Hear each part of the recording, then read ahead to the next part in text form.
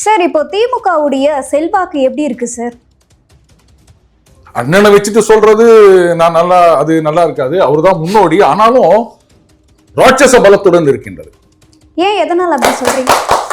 இருங்க நான் சொல்லலைங்க. Don't put word into my mouth. ஏங்க, மழை பெஞ்சா செடி கொடியெல்லாம் நனைதான் செய்யும். என்னண்ணே, கரெக்ட் தானே நான் கேட்கறது? ஐயா, நீங்க குத்தலாம். நேர்மையா உண்மையை சொன்னேன். மழை பெஞ்சா செடி எல்லாம் நனையுமா? நனையாதான்? நனையும், கண்டிப்பா நனையும். வீட்டுக்குள்ள வச்சிருக்க மணி பிளான்ட் தான் நனையாது. 2500 ரூபாய் கொடுக்கணும்னு வாக்குறுதியில சொல்லியிருந்தோம். கொடுக்கறோமா? அதெல்லாம் கொடுக்குறோம். எப்ப கொடுக்குறோம்? அடுத்த ஆட்சியில. ஓ, வேற யாரோ வருவாங்க. அண்ணனே ஒத்துக்கலாம்னு நினைக்கிறேன். 2026 நாங்க தானே ஆட்சிக்கு வருவோம். அப்ப கொடுப்போம். ஓ, அப்ப நீங்க கொடுப்பீங்க? ஆமா. வாக்குறுதி இப்ப கொடுப்பீங்களா சார்? கட்சி ஓடி விளையாடு பாப்பா, எங்கூட்டு தோட்டத்துல விளையாடாத பாப்பா. நிலச்சீர்லாம் உங்க நிலத்தை புடுங்கி கொடுப்போம். எங்க நிலம்னு வந்துச்சுன்னா கட்சியாவது ஒண்ணாது. அதெல்லாம் எனக்கு சரி வராது. ரைட், அடுத்த கேள்வி கேளுங்க. அது அண்ணே, எனக்கு ஒரு டவுட். இந்த சிங்கார சென்னை பேக்கேஜ் 4000 கோடி பேக்கேஜ் அப்படின்னு சொன்னாங்கல்ல, இது வருஷா வருஷம் ஒரு பேக்கேஜ் போடுவாங்க இல்ல ஒரு பேக்கேஜ் போட்டா 5 வருஷத்துக்கு இல்ல பர்மனண்டா இருக்குமா? மேடு இருந்தா கீழே பள்ளமும் தானே இருக்கும். பள்ளத்துல தண்ணி தான் அங்க ஓடிடுதுல, ஆத்துல ஓடிடுதுல. அப்ப இங்க மட்டும் ஏன் ஓட மாட்டுது? இங்க ஓட மாட்டேங்குதுன்னா இங்க ஆத்து லெவலுக்கு வீட கட்டி இருக்கானுல்ல. ஆத்து எங்க இருக்குதுங்க? ஆறு எங்க இருக்குது? அதான் பிளாட் போட்டு போட்டீங்களா? அதான் இன்னைக்கு அறப்போர் இயக்கம் சொல்லிக்கிறாங்க. அறப்போர் இயக்கம் அந்த டீட்டெயில்ஸ் எல்லாம் கொடுத்தாங்கன்னா அதை நீ உடனே அவன் பேர்ல எஃப்ஐஆர் போட்டு அரெஸ்ட் பண்ணி உள்ள தள்ளிடு. சரி, அடுத்த வாரம் நான் வரேன். எஃப்ஐஆர் போட்டுக்கிறாங்களான்னு பாக்குறேன். பாத்து இல்லன்னா அண்ணனை தான் கேட்பேன்.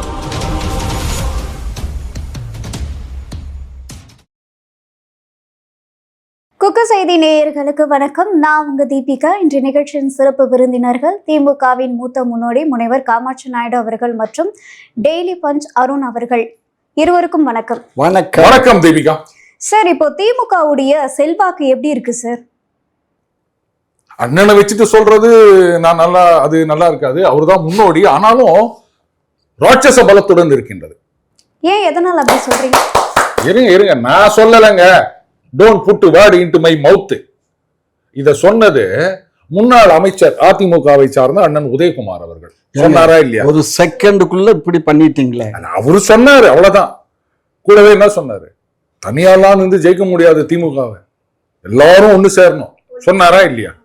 அதுக்கு மேல நான் என்னத்த சொல்றது? இதுல நீங்க ஏன் கருத்தை கேக்குறீங்க? எதிர்கட்சின்னு சொல்லி நிக்கிறவங்க நாங்க தான் ஆட்சியை பிடிக்க போறோம்னு சொல்றாங்க. அவங்களே இப்படி சொல்லிட்ட பிறகு ஒரு காலத்துல பாஜகவை அண்ணனுக்கே தெரியும். மூத்த முன்னோடி, இவருக்கும் முன்னாடி அவர் சொன்னாரு பிசாசு மாதிரி வளர்ந்து நிக்குதுன்னு சொன்னாரா இல்லையா? இப்போ இவங்க திமுக சொல்றாங்க ராட்சச பலத்துடன் இருக்குது அப்படின்னு சொல்லிட்டு. அப்ப யார் பலத்தோட இருக்கான்னு எனக்கு தெரியலங்க. அது எலெக்ஷன் வரட்டும், அப்பதான் தெரியும் அப்படின்னு நினைக்கிறேன். ஆளாளுக்கு இப்படி எதிர்க்க இருக்கவங்களே ஹைப் பண்ணி குத்துனுக்குறாங்க. திமுக பாஜக பிசாசு மாதிரி வளருதுன்றாங்க. அதிமுக திமுக ராட்சச பலத்துடன் இருக்குதுன்னு சொல்றாங்க. அப்ப உண்மையான பலத்தை நான் எங்கே இருந்து சொல்றது? அதனால அவங்க சொல்றதையே எடுத்துக்கோங்க. உங்களோட பார்வை இருக்கும் இல்லையா? இந்த திமுக அதிமுக இவங்க யாரு பலமா இருக்காங்கன்னு நினைக்கிறீங்க இப்போதைக்கு? என்னுடைய பார்வை அப்படின்னு சொன்னா இப்போதைக்கு திமுக கூட்டணியுடன் பலமாக இருக்கின்றது. அதிமுக பாஜக பலமாக இருக்கலாம். ஆனா அவங்களே அவங்கள குறைச்சிக்கிறாங்க. என்ன பண்றது? இவங்களே எதிர்க்க இருக்கவங்கள பலத்துடன் இருக்கார்கள், ராட்சச பலத்துடன் இருக்காங்கன்றாங்க. எல்லாரும் ஒண்ணு சேரணும், தனியா இருந்தா ஜெயிக்க முடியாதுன்றாங்க. வாங்க உயர்த்தி பேசுறாங்க அப்படின்னு சொல்றீங்க. அதாவது எதுக்காக இவங்க தேவையில்லாம வெத்தலைப்பாக்கு வச்சு கூப்பிட்டுக்கிறாங்கன்னு தெரியல. அது வேற, நான் ஒத்த ஆளு போதும், எத்தனை பேர் வந்தாலும் என்னால சமாளிக்க முடியும் அப்படின்னு சொல்றவன் தானே ஹீரோ.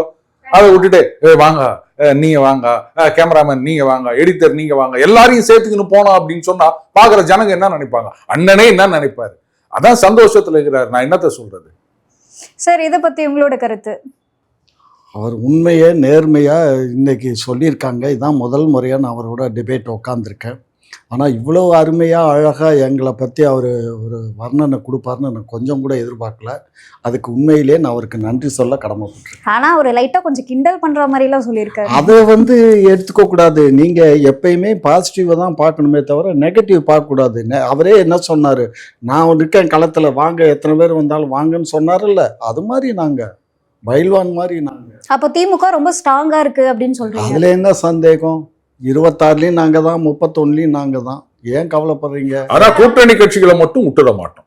ஆமா ஆமா, அவங்க போயிட்டாங்க அப்படின்னா அதுக்கப்புறம் அந்த ஸ்ட்ராங் எல்லாம் என்ன ஆகும்னு தெரியாது சார். நாங்க யாரையும் போக சொல்ல மாட்டோம் சார்.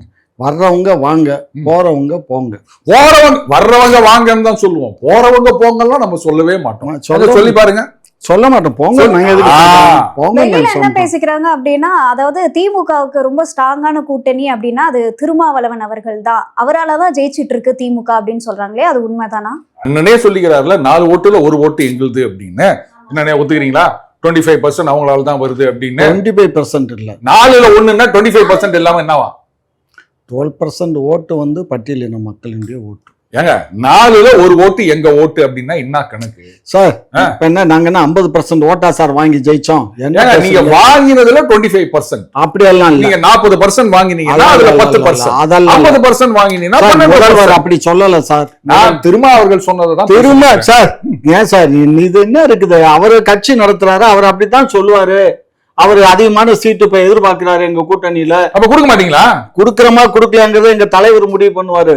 அத பத்தி நீங்க கவலைப்படாதீங்க. நாங்க கவலைப்படாம வேற யாரு கவலைப்படுறது? அத அந்த கட்சியினுடைய தலைவர் தான் அவரே கவலைப்படல, அதனால நீங்க எதுக்கு கவலைப்படுறீங்களா? ஆமா, நல்ல கேள்வி. அப்புறம் எதுக்கு இங்க கூட்டணி கட்சின்னு இருக்கீங்க சார்? கூட்டணிங்கிறது வந்து அவங்க தகுதிக்கு தகுந்த மாதிரி நாங்க ஒதுக்கீடு. அப்ப வந்து தகுதி இல்ல, அதனால வந்து கம்மியான சீட்டு தான் கொடுப்போம்ன்றீங்களா? தகுதி இல்லைன்னு இல்ல, அவங்களுக்கு தகுதி இருக்கு. எந்த அளவுக்கு தகுதி இருக்குங்கிறத அளவுகோல் பண்ணி நாங்க அளவுக்கு தகுந்த மாதிரி அவர் வந்து என்ன சொல்லிருக்காருன்னா, உங்களை விட அதிகமா கொடுக்கக்கூடிய கட்சிகள்லாம் இருக்கு அப்படின்னு சொல்லி சுத்தி வளர்ச்சியும் பேசியிருக்காரு. தகுதின்றது வந்து அதை தெரிஞ்சுக்கிறதுக்கும் ஒரு தகுதி வேணும் இல்லையா? கண்டிப்பா.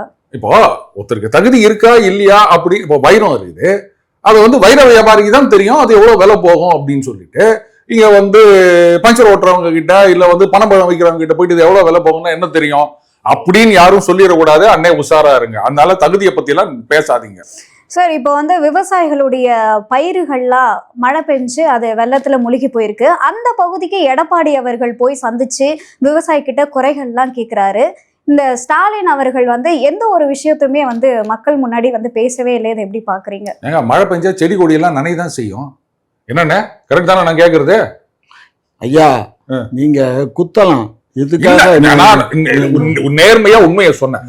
மழை பெஞ்சா செடி எல்லாம் நனையுமா? நனையாதான்? நனையும், கண்டிப்பா நனையும். வீட்டுக்குள்ள வச்சிருக்க மணி பிளான்ட் தான் நனையாது, வெளில வச்சிருக்கிறதுல நனையதானே செய்யும். உங்களுக்கு ஆதரவா தான் நான் பேசி நிக்கிறேன். ஆதரவா பேசுற மாதிரி பேசுறீங்க. என்னங்க இது சண்டையில கிழியாத சொக்கா இருக்கா அப்படின்னு கேட்டாவது குத்தல்னு சொல்லலாம். மழையில நனையாத செடி இருக்கான்னு கேட்டா என்ன? ஆனா எனக்கு என்ன ஞாபகம் வருதுன்னா, ரொம்ப வருஷத்துக்கு முன்னாடி அந்த பயிரை விடுங்க, அந்த நெல்லெல்லாம் சேதமாயிடுச்சிங்க, நஞ்சு போயிடுச்சிங்க அப்படின்லாம் விவசாயிகள் சொல்லி நிக்கிறாங்க. இந்த மாதிரி தார்பாய் வாங்குவதற்கு இத்தனை கோடி அப்படின்னு ஒதுங்கினாங்களா? என்னடாச்சு? அதெல்லாம் வாங்கி இருக்கோம் சார். பத்தலையா? போடலையா? நனையலையா? போட்டு தான் சார் இருக்கு. ஓரங்கள்ல நெற்களை வந்து கொட்டி வச்சிருக்காங்க. ரோட்டோரமா கொட்டி இருக்கிறது விவசாயிகள் கொண்டு வந்து கொட்டி இருக்காங்க. அதை விவசாயிகள் தான் அதை பாதுகாப்பு வைக்கணுமே தவிர அதை கொள்முதல் பண்ணக்கூடியது நாங்க கொள்முதல் பண்ணதுக்கு குடோன் இல்ல, அதை பாதுகாக்க இடங்கள் இல்ல அப்படின்னு சொல்லிதான் சாலைகள்ல கொட்டி வைக்கிறாங்க.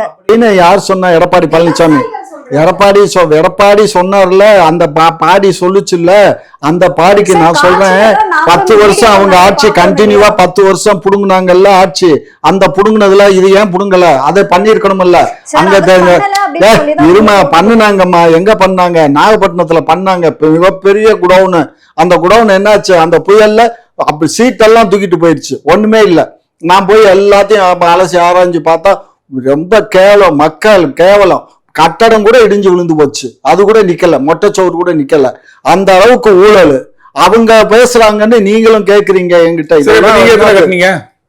நீங்க எத்தனை கட்டினீங்க குடோனு? நாங்க கட்டியிருக்கோம், 18 குடோன் கட்டியிருக்கோம் நாங்க ஆட்சியில வந்து. ஆமா.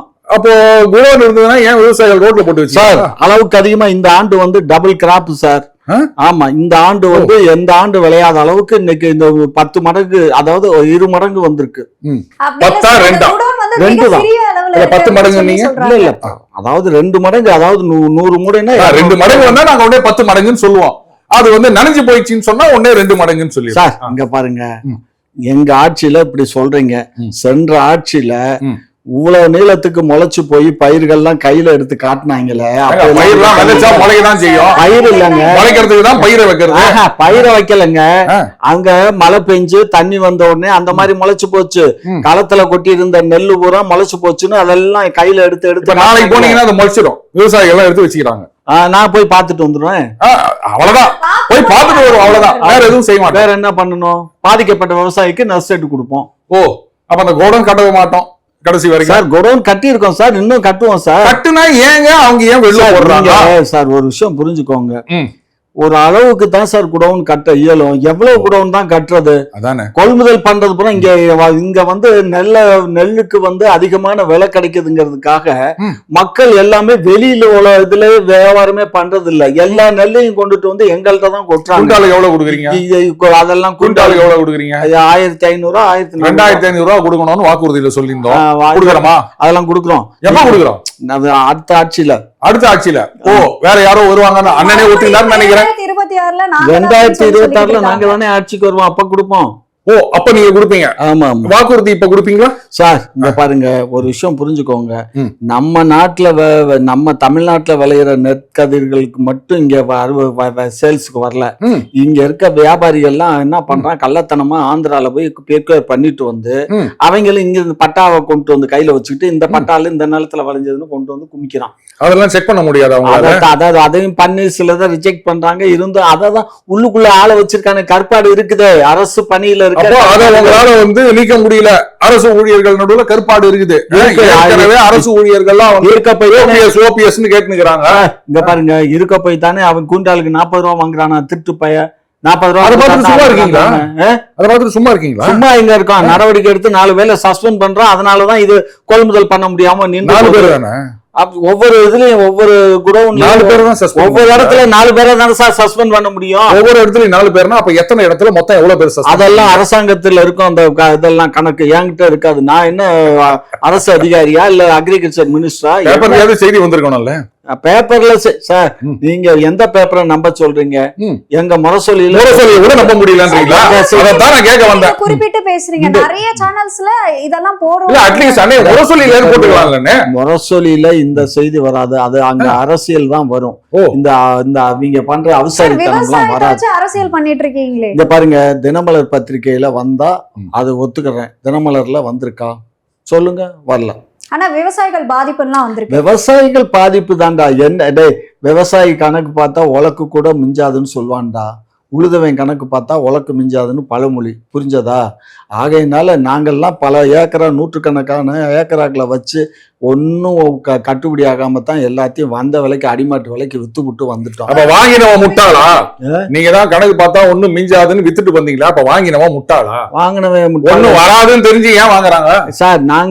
நாங்கன்னா எப்படின்னு கேட்டீங்கன்னா, நாங்க உழவடைக்கு ஆளை வச்சுதான் உழவடை பண்ணணும். நீங்க பண்ண யாரு தெரியும் சொல்லுங்க. அது அவங்க ஒரு 2 ஏக்கரா 3 ஏக்கரா வச்சுக்கோ, அவங்க சொந்தமா விவசாயம் பண்ணிக்குவாங்கல்ல. சொந்த விவசாயம் பண்ண உழுதவனுக்கு நிலம் சொந்தங்கிறதுனால தானே நாங்க நாசமா போனோம். ஓ, அப்ப அந்த நில சீர்திருத்தம் எல்லாம் தப்பு. நில சீர்திருத்தம் தப்பு தான். எங்களை பொறுத்த மட்டும் அது தப்பு தான். அப்போ இல்ல, அது உங்க கட்சி தலைவர் சொல்லியிருக்கணும். அது அவங்க கட்சிக்கு அப்பாற்பட்டு நான் சொல்றேன். எங்க குடும்பத்தை நான் பேசுறேன். கட்சி ஓடி விளையாடு பாப்பா, எங்கூட்டு தோட்டத்துல விளையாடாத பாப்பா. நில சீர்திருத்தம் எல்லாம் உங்க நிலத்தை புடுங்கி கொடுப்போம். எங்க நிலம்னு வந்துச்சுன்னா கட்சியாவது ஒண்ணாது. அதெல்லாம் எனக்கு சரி வராது. ரைட், அடுத்த கேள்வி கேளுங்க. சார், இப்ப இந்த மழை வந்ததுனால இன்னொரு பிரச்சனையுமே வந்து எழும்புது. எங்கேயுமே வந்து சாலைகள் சரியாவே இல்லை. அங்கங்க வந்து பள்ளமா இருக்கு. சும்மா மெட்ரோ கட்டுறோம் அப்படின்னு சொல்லி பள்ளம் தோண்டி வச்சிருக்காங்க. அது சீக்கிரமா முடிக்க மாட்டேங்கிறாங்க. ஸோ மழை காலங்கள் வரும்போது இதனால ஆபத்துகள் அதிகரிக்க வாய்ப்பு இருக்குன்னு மக்கள்லாம் குற்றச்சாட்டு வைக்கிறாங்க. ஆனா திமுக அரசு என்ன சொல்றாங்க அப்படின்னா, அப்படிலாம் எதுவும் கிடையாது, ஒரு சில பகுதிகளில் மட்டும்தான் அப்படி இருக்கு அப்படின்னு சொல்றாங்க. அதான் அந்த ஒரு சில பகுதிகள்னா அது.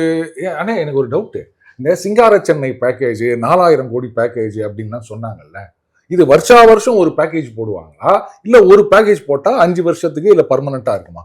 சார், நீங்க கேட்கறது நியாயமான கேள்விதான். நாம எப்பவும் நியாயமா தான் கேட்போம். பதில் தான் நியாயமா வர மாட்டேங்குது. இங்க பாருங்க, இந்தியால மழை பெஞ்சா எந்த நாட்டுல தெருவுல தண்ணி தேங்காம குழி விழாம பள்ளம் விழாம ஒண்ணும் இல்ல சார். Very simple. நான் வீட்டுல இருந்து இல்ல இருங்க. இப்ப நீங்க அந்த கேட்ட கேள்வி பதில் சொல்லிடுறேன்.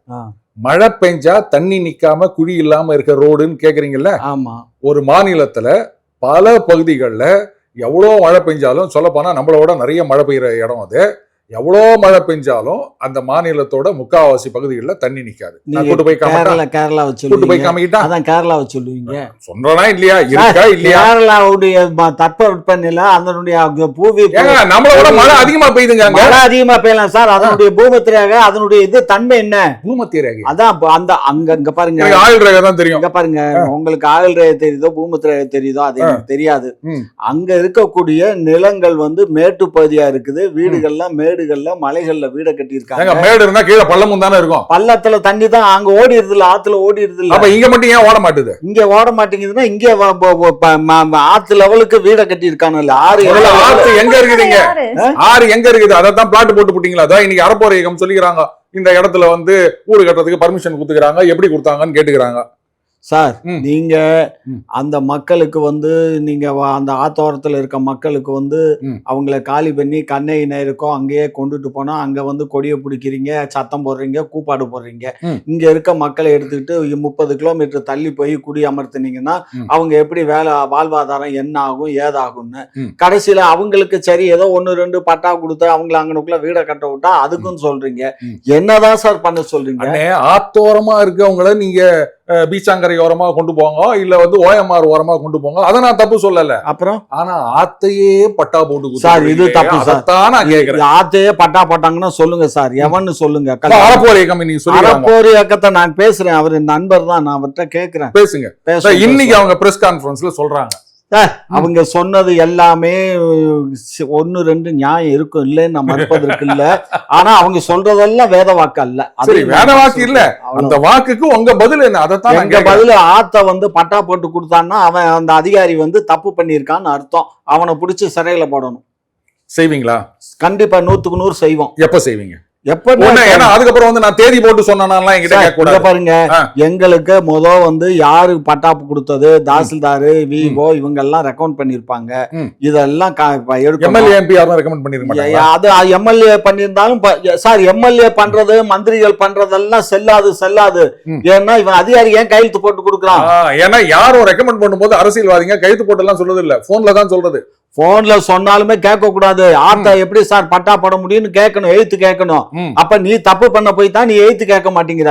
இதெல்லாம் எழுத்து கேட்கணும். எழுத்து கேட்டா உடனே ஆத்துல இருக்க தூக்கி தண்ணி இல்லாத காட்டுக்கு மாத்திர மாட்டேங்க. அதெல்லாம் எங்க வேணாலும் மாத்தட்டும்னு போகணும். நீங்க கருத்தை தெரிவிக்கவே மாட்டேங்கிறீங்க. உங்களுக்கு எதிராக கருத்து தெரிவிச்சா அவங்கள கைதும் பண்றீங்க, வழக்கும் போடுறீங்க அவங்க மேல. இந்தம்மா உண்மை ஏதோ அதுதான் வெளியில வரும். தண்ணிக்குள்ள போயிட்டு நீ மூச்சு விட்டேன்னா அந்த மூச்சு முட்டையா வெளியில வரத்தான் செய்யும்.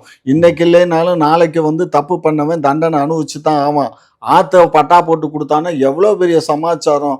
இது பெரிய விஷயம் இல்லையா? ஆத்த போய் பட்டா போட்டு கொடுக்குறான்னா, அதாவதுங்க ஆத்தன்னா அறப்போர் என்ன சொல்லிக்கிறாங்க, ராம்சார்னு சொல்லிக்கிறாங்க. பள்ளிக்கரணையில இந்த இடத்துல வீடு கட்டக்கூடாது, அங்க பர்மிஷன் கொடுத்துக்கிறாங்க அப்படின்னு இன்னைக்கு அறப்போர் இயக்கம் ஒரு குற்றச்சாட்டு வச்சுக்கிறாங்க. சார், பள்ளிக்கரணை அது என்ன, அதாவது அந்த மண் இருக்கு இல்லையா, அது ஏதோ ஈழக்கலின்னு நம்ம இதுல சொல்லுவோம். ஆனா அதுக்கு இன்னொரு சதுப்பு நிலக்காடு. சோ அந்த சதுப்பு நிலக்காடுல பிளான் அப்ரூவல் பண்ணி கொடுக்க கூடாது அப்படின்னு ஒரு சட்டம் இருக்கு. அந்த சட்டத்தை மீறி அவனோ பண்ணியிருக்கான். அது சட்டப்படி குற்றம், தண்டனை கண்டிப்பா கிடைக்கும். எப்ப கிடைக்கும்? அறப்போர் இயக்கம் அந்த டீட்டெயில்ஸ் எல்லாம் கொடுத்தாங்கன்னா அதை நீ உடனே அவன் பேர்ல எஃப்ஐஆர் போட்டு அரெஸ்ட் பண்ணி உள்ள தள்ளிடும். சரி, அடுத்த வாரம் நான் வரேன், எஃப்ஐஆர் போட்டுக்கிறாங்களான்னு பாக்குறேன். பாத்துருவோம். இல்லன்னா அண்ணனை தான் கேட்பேன். கேளுங்க. அப்புறம் சாலை பாருங்க, அமெரிக்காலயும் மழை பெய்யுது, அங்கேயும் குண்டு குழிமா இருக்குது. இல்லன்றீங்களா? இருக்கு. இல்லன்னு சொன்னீங்கன்னா எனக்கு இப்ப டிக்கெட் போட்டு கொடுங்க, நான் போயிட்டு அங்க போட்டோ எடுத்துட்டு வரேன். என்னென்ன ஸ்பான்சர் பண்ணீங்களா? இல்ல அதாவது அதனால பெரும்பாலான பகுதிகள்ல நல்லாதான் இருக்கும், ஒரு சில பகுதிகள்ல அதாவது இந்த அமைச்சர்கள், எம்எல்ஏக்கள், அதுக்கப்புறம் இந்த விஐபிக்கள் இவங்க இருக்க தெருவெல்லாம் நல்லா இருக்கும். நம்மள மாதிரி இல்ல என்ன மாதிரி சாதாரணவங்க இருக்க தெருவெல்லாம் அப்படிதான் இருக்கும். ஒண்ணும் ஆனா அந்த பள்ளிக்கரணை பக்கம் ஒரு 4 நாள் முன்னாடி வந்துட்டு போனேன். இப்ப அந்த பக்கமே போல, நான் இந்த பக்கமா ஊரை சுத்தின்னு வந்துட்டேன். நான் அப்படிதான் இருக்குது ரோடு. இப்ப கேட்டா என்னென்ன சொன்னாங்க, இது மாதிரி என்னது தயாராக இருக்கிறோம் மழையை சந்திப்பதற்கு. அதானே இந்த மாதிரி லாரி, பம்பு, அதுக்கப்புறம் இந்த ஜென்ரேட்டரு, ஏன்னா அந்த பம்புக்கு கரண்ட் ஒன்றும் இல்லை, மழையில எங்க போய் கரண்ட் தேடுறது, அதெல்லாம் வச்சுக்கிறோம் அப்படின்னு. அண்ணே இந்த ஐடியா நான் என்ன சொல்றேன்னா, இந்த 4000 கோடி பேக்கேஜ், சிங்கார சென்னை பேக்கேஜ், இப்படி விதவிதமான பேக்கேஜ் போடுறதுக்கு பதிலாக இது மாதிரி ஒரு 500 லாரி, 500 ஜெனரேட்டர், 500 பம்பு வாங்கிட்டு ஒரு 150 அடி 200 அடி ஒரு லாரியை மழை காலத்துல நிறுத்திட்டீங்கன்னு வச்சுக்கோங்களேன், அது பாட்டுக்கு மழை பெய்ய பெய்ய தண்ணி அப்படியே சர்ன்னு உரியும். அந்த லாரியில அந்த கழிவு நீர் ஊர்தி மாதிரி அப்படியே எடுத்துன்னு நேரா போயிட்டு அந்த பீச்சாங்கரில் அந்த கூவத்துல கலந்துட்டு வந்துடும். சூப்பரான ஐடியா இருக்குல்ல? எத்தனை பேருக்கு வேலை கிடைக்கும் அந்த காலகட்டத்தில்? போன வருஷம் தான் நினைக்கிறேன் அந்த மழை வந்திருந்தப்போ என்ன பண்ணாங்க, செக்ரட்டேரியட்ல ஒரு மீட்டிங் போட்டு ஒரு ப்ரப்போசல் கொண்டு வந்தாங்க. ஆனால் உங்களுக்கு ஞாபகம் இருக்குதா? அதாவது இந்த கேட்டட் கம்யூனிட்டி அபார்ட்மெண்ட் காம்ப்ளெக்ஸ்லாம் இருக்குது இல்லை, அதில் அந்த ஓஎஸ்ஆர் ஓப்பன் ஸ்பேஸ் ரிசர்வ்னு சொல்லுவாங்க. அது வந்து மோஸ்ட்லி பஞ்சாயத்து கொடுக்காம நாங்களே மெயின்டைன் பண்ணிக்கிறோம் அப்படின்னு சொல்லுவாங்க. அது இத்தனை % 10% என்னவோ ஃப்ரீயாக விடணும்னு சொல்லிட்டு கவர்மெண்ட்ல என்ன சொன்னாங்க, அதுக்கு அடியில் ஸ்டோரேஜ் இந்த மாதிரி தண்ணியை தேக்கி வச்சோம்னா அந்தந்த ஏரியாவில் வந்து மழைநீர் சேகரிப்பு மாதிரி ஆயிட்டு போகும், அவங்களும் வந்து தண்ணிக்கு லாரி இது பண்ண வேணாம் அப்படின்னு ஒரு ப்ரப்போசல் டிஸ்கஸ் பண்ணாங்கன்னு சொன்னாங்க. பேப்பரில் வந்தது, இண்டு பேப்பரில். அதுக்கப்புறம் அது என்ன ஆச்சுன்னே தெரியல. ஆனால் இப்படி எல்லாமே பேசிட்டு விட்டுட்டு போயிட்டீங்கன்னா மழை வரும்போது நாங்கள் உடனே பம்பு வருது, ரெயின் பெய்யுது, அதுக்கப்புறம் அந்த வாட்டரை எடுத்துட்டு போகுது, கொண்டு போய் கொட்டுது அப்படின்னு இருந்தா இதுக்கு அந்த பேக்கேஜே போட்டிருக்க வேணாமா? லாரியே வாங்கி நிறுத்தி விட்டுருக்கலாமான்னு கேட்குறேன் நான். எதுக்கு இந்த பேக்கேஜ் எல்லாம் போடுறீங்க? அதுதான் நான் முதல்ல கேட்டேன். இந்த பேக்கேஜ் வந்து ஒவ்வொரு வருஷத்துக்கும் ஒரு சிங்கார சென்னை போடுவீங்களா, இல்ல 5 வருஷம் 10 வருஷத்துக்கு ஒரு பேக்கேஜா அப்படின்னு எனக்கு இன்னொரு டவுட் இருக்குது. இந்த ரோடெல்லாம் போடுறீங்க, பேப்பர்ல வந்து இது மாதிரி புட்டுக்குச்சு, ஓட்டையாகுது அப்படின்னு சொன்னா உடனே யாரோ வராங்க, வந்துட்டு அது மேல எதையோ கொட்டி மூடிட்டு பாருங்க சரி பண்ணிட்டோம், இன்னைக்கு பாருங்க ரோடு எப்படி இருக்குது அப்படின்றாங்க. எப்படிங்க ஒரு வருஷம் கூட தாங்காம, ஒரு மழைக்கு கூட தாங்காம ரோடு? இது என்ன புது டெக்னாலஜியா? திமுக அரசு அது கேட்டா மழை வந்தா தண்ணி தேங்க தான் செய்யும், இது இப்படிதான் இருக்கும் அப்படின்னு சொல்றாங்க இல்லையா? அப்புறம் எதுக்கு அந்த ஸ்டோம் வாட்டர் ட்ரைனேஜ் எல்லாம் கட்டுறாங்க, பேக்கேஜ் எல்லாம் போட்டாங்க? மழை பெஞ்சா தண்ணி நிக்கதானே போகுது. அப்புறம் அந்த கால்வாயே வானாம பேசாம லாரியே நம்ம, இதுக்குதான் நான் சொன்னேன் அண்ணே விலையெல்லாம் ஆலோசனைன்னு. இது பாருங்க, நமக்கு ஒரு 5 லாரி கான்ட்ராக்ட் கொடுத்தீங்கன்னா நல்லா இருக்கும். ஒரு சின்ன என்ன பேச விடுங்க தாராளமா. அதாவது மழை பெஞ்சுக்கிட்டு இருக்கும் போதே தண்ணி எல்லாம் போயிடுமா? அது போயிட்டு இருக்கும், சேர்ந்துகிட்டு இருக்கும், போயிட்டு தான் இருக்கும். ஆமா, நேத்து தண்ணி இங்க இருக்கும், இன்னைக்கு தண்ணி இங்க வரும். நேத்து தண்ணி போயிடும், இன்னைக்கு தண்ணி பின்னாடி வரும். அந்த வேலையெல்லாம் வரப்போகுதுன்னா விரைந்து பணியை முடிக்கலாம் இல்லையா? இந்த பாரு, எல்லாமே செஞ்சுக்கிட்டு தான் இருக்கும், எல்லாம் பண்ணிக்கிட்டு தான் இருக்கும். எத்தனை %? எல்லா % முடிஞ்சிருக்கு. எல்லாம் எத்தனை % முடிஞ்சிருக்குன்னு நான் தான் மேயரா இல்ல 99% 100% சொல்லிட்டாங்க. கேட்டா அது போன வருஷம் வாங்க, இந்த வருஷம் மறுபடியும் முதல்ல. கரெக்ட் தம்பி, நீ போன பரீட்சையில 100% வாங்கிருக்கலாம், அதை வச்சு இப்ப மார்க் போட முடியாது, பாஸ் போட முடியாது, இந்த வருஷம் மறுபடியும் பரீட்சை எழுதணும் அப்படின்வாங்கல்ல. அந்த மாதிரி அது போன வருஷம் 100% முடிஞ்சது, இந்த வருஷம் எத்தனை % அப்படின்னு இப்ப யாருமே சொல்றது இல்ல. பாத்தீங்களா? கண்டிப்பா. ஏன்னு அவங்க வாக்குறுதியை 525ல கிட்டத்தட்ட வந்து 500 வாக்குறுதி எல்லாம் நிறைவேற்றிட்டோம். இன்னும் சிறிதளவு 500 இல்லம்மா, ஃபுல்லாவே 600 நிறைவேற்றிட்டாங்க. நீட்டை தவிர எல்லாம் முடிஞ்சுமா? 2500 ரூபாய் குவிண்டாலுக்கு நீட்டு தேர்வு 2500 ரூபாய் குவிண்டாலுக்கு நிறைவேற்றிட்டீங்க. ஓல்டு பென்ஷன் ஸ்கீம் ஒண்ணு மட்டும் பெண்டிங். ஓல்டு பென்ஷனுக்கு தான் நாங்க கமிட்டி போட்டிருக்கோம்ல, அந்த கமிட்டி ஆய்வு பண்ணி கொடுக்கும். சார் 5 வருஷம் டேர்ம் முடிய போது எப்ப நீங்க அந்த கமிட்டிட்ட நீங்க பிரஷர் கொடுங்க, ஏங்க இன்னும் கொடுக்கல அப்படின்னு கேளுங்க. யாரு பிரஷர் கொடுக்குறது? நாங்க இப்பதானே கமிட்டி போட்டோம். அதத்தான் கேக்குறேன், ஏன் முதல்லயே போட வேண்டியது தானே? ஏன் சார் ஜெயலலிதா அம்மா எதுக்காக அந்த பென்ஷன் திட்டத்தை நிப்பாட்டினாங்க? அரசு கஜானால பணம் இல்ல, ரிட்டையர். அப்புறம் நீங்க எதுக்கு அதை கொடுக்குறோம்னு சொன்னீங்க? சொன்னோம், செய்யணுங்கிற நான் எண்ணம் இருக்கு, ஆனா மடியில எண்ணம் முக்கியம், எண்ணிக்கை முக்கியம் இல்லை அப்படின்னு அவரு சொல்றத என்னன்னு பாஜக வழியில போய் பொய்யான வாக்குறுதிகளை கொடுத்து மக்களை ஏமாத்தி ஓட்டு. ஆமா, பொய்யான வாக்குறுதியை கொடுத்து மக்கள்கிட்ட ஓட்டு வாங்கியாச்சு. நீ வேற, மக்கள் எல்லாம் ஓட்டு போடுற மக்களுக்கும் இதுக்கு சம்பந்தமே இல்ல, புரிஞ்சுக்கோ. ஓட்டு போடுற மக்கள் திமுகவுக்கும் எங்க கூட்டணி கட்சிக்கு ஓட்டு போடுற மக்கள் அவங்க கண்ணம். அப்ப அரசு அதிகாரிகள், அரசு ஊழியர்கள் உங்களுக்கு ஓட்டு போடுறது இல்ல? அரசு ஊழியர்கள் சார், அரசு ஊழியர்கள்லாம் வந்து எப்படின்னு கேட்டீங்கன்னா, இவங்க எல்லாம் வந்து தமிழ்ல பச்சையா கொச்சையா சொன்னா அவசரித்தனம் மாதிரி. இவனுக்கு நம்ம ஆட்சிக்கு வந்தா நம்ம கிட்ட நடிப்பானுங்க, அவங்க இன்னொருத்தர் ஆட்சிக்கு வந்தா அவங்கள்ட்ட நடிப்பாங்க. அதனால அவங்களுக்கு அப்புறம் எதுக்கு? ஜெயலலிதா அம்மா ஆட்சி காலத்துல 10,000 ஆசிரியர்களை புடிச்சு சிறையில் அடைச்சாங்களே, அன்னைக்கெல்லாம் அந்த ஆசிரியர்கள் எல்லாம் எங்க போனாங்க? நடுநிலையாளர் எல்லாம் எங்க போனாங்க? ஜெயிலுக்கு போனாங்க. அப்புறம் என்ன, ஜெயில புடிச்சு போட்டா எங்க போவாங்க? ஜெயிலுக்கு தான் ஜெயிலுக்கு போனானுங்கல்ல. அப்புறம் என்னத்துக்கு இப்ப இங்க வந்து பேசுற? அந்தம்மா பண்ண மாதிரியா நாங்க அப்படி பண்ணாங்க, அந்த கட்சி அப்படி பண்ணிச்சுன்னு சொல்லிட்டு தான் உங்களுக்கு ஓட்டு போட்டாங்க. எங்களுக்கு அவங்க ஓட்டு போடல, மக்கள் போட்டாங்க ஓட்டு. அப்ப அரசு ஊழியர்கள் உங்களுக்கு ஓட்டு போடல சார். அரசு ஊழியர்கள் போட்டாங்கன்னா எங்க கட்சியை சேர்ந்தவங்களும் அரசு ஊழியரா இருக்காங்கல்ல. மொத்தமா அரசு ஊழியர்னா அவங்க தீண்டப்படாத ஏங்க, ஜாதியா? அரசு ஊழியர்கள்லாம் கட்சியில இருக்கக்கூடாதுங்க. கட்சியில இருக்கக்கூடாதுன்னு சொல்றீங்க, ஆனா அவங்க மனசாட்சின்னு ஒண்ணு இருக்குல்ல, அதுக்கு தகுந்த மாதிரி ஓட்டு போடுவாங்கல்ல. இல்ல, நீங்க என்ன சொன்னீங்க, எங்க கட்சியில இருக்கவங்களும் அரசு ஊழியர்களா இருக்காங்கன்னு சொன்னீங்க. அரசு ஊழியர்கள் நன்னடத்தை எல்லாத்துக்கும் விதிகள் மனசுக்குள்ள படி அவங்களுக்குன்னு ஒரு கட்சி இருக்கும். இருக்கும்ல. அது அப்ப அவங்களும் தானே உங்களுக்கு ஓட்டு போட்டிருப்பாங்க. அவங்களுக்கு ஏன் அல்வா போட்டிருப்பாங்க. கொடுக்குறீங்க? அவங்களுக்கு நாங்க அல்வா எல்லாம் கொடுக்கறதுக்கு அது ரொம்ப காஸ்ட்லி சார். அல்வா எல்லாம் நீங்க நினைக்கிற அதானே. மாதிரி இல்ல ஏன் ஓபிஎஸ்னாலே உங்களுக்கு பிடிக்காதோ, அதனால தான் இதை கொடுக்க சார். மாட்டேன்றீங்களோ? ஓபிஎஸ் அவரு இருக்காரு சார், பாவம் அவரு ஐயா, நொந்து போய் நான் அவரை சொல்லலைங்க, ஓல்டு பென்ஷன் ஸ்கீம்ஸ் சொன்னேன். நீங்க அங்க போறீங்க. தூக்கத்துல கூட உங்களுக்கு ஓபிஎஸ் இபிஎஸ் நினைப்புதானா? என்ன பண்றது? ஏன்னா அவரு கூட இப்போ சமீபத்துல சொல்லிட்டு இருந்தாங்க திமுகவுல சேர்றதுக்கான வாய்ப்புகள்லாம் இருக்கு ஏம்மா, அப்படின்னு. ஓபிஎஸ் அண்ணன் தான் சொல்லிட்டார்ல, வர்றவங்க வாங்க, போறவங்க போங்க, அது நிறுத்திடுவோம். அது சொல்ல மாட்டோம். அது யார் வேணா வரலாம்.